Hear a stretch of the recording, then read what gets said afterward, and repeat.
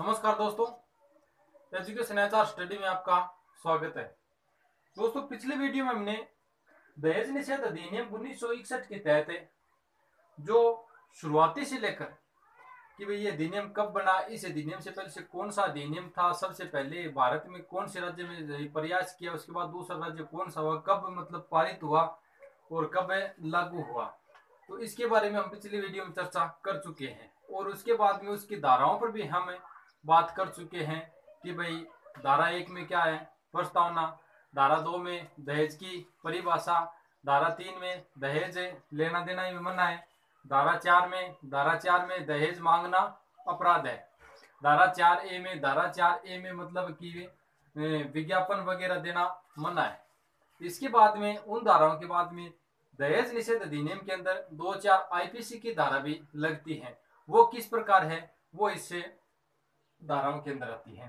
ये आईपीसी की पूरा नाम है इंडियन पेनल कोड। आईपीसी का पूरा नाम इंडियन पेनल कोड।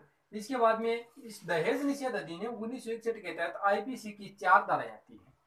और वो कौन सी है? धारा 302 बी। धारा 302 बी क्या कहती है? दहेज मृत्यु। दहेज मृत्यु का मतलब हुआ कि भाई उस महिला की जब शादी की तारीख से लेकर महिला की शादी की तारीख से लेकर 7 वर्ष तक किसी अपरिहार्य कारणों से उस स्त्री की मौत हो जाती है और उसके पक्ष वाले, उस लड़की के पक्ष वाले यह साबित कर देते हैं कि भाई इसकी मौत है वो जो दहेज प्रताड़न के कारण हुई है, तो उसके अंदर जो मामला दायर होता है वो धारा 302 के तहत होता है। और वो किसके तहत होता है?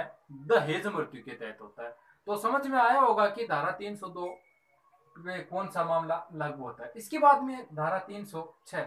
धारा 306 ये कहती है कि भाई दहेज उत्पीड़न से तंग आकर जो महिलाएं कुछ घटनाएं कर लेती है, यानी कि दहेज उत्पीड़न से तंग आकर आत्महत्या करने का प्रयास है, ये जो ऐसी घटनाएं हैं वो धारा 306 के अंदर आती है। इसके बाद में धारा आती है 498 ए। धारा 498 ए क्या कहती है कि जब हम किसी कारणवश या किसी कारणवश से हम कुछ कहीं पर जा रहे हैं और अपने परिवार के सदस्यों को हम किसी रिश्तेदार या नातेदार या संबंधी के पास छोड़कर जाते हैं, इसके बाद वहां पर छोड़ने के बाद जो रिश्तेदार द्वारा क्रूरता, निर्दयता या फिर निर्ममता दिखाई जाती है, तो उस पर जो मामला दायर होगा वो होगा धारा 498 ए, यानी क्रूरता दिखाना। धारा 498 ए में क्या है? क्रूरता दिखाना।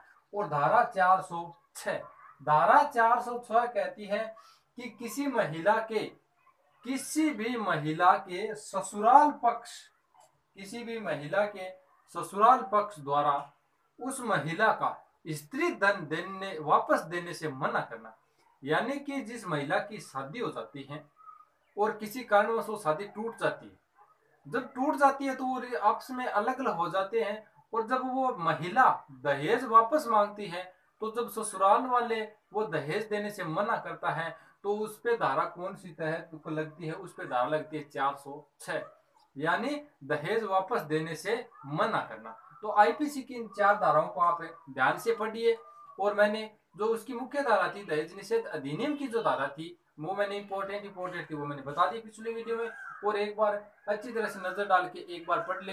धारा 302 का मतलब दहेज मृत्यु, धारा 306 का मतलब दहेज से उत्पीड़न से तंग आकर किसी घटना का शिकार होना, धारा 498 यानी क्रूरता दिखाना, और धारा 306 का मतलब है किसी महिला का स्त्री धन वापस देने से मना करना।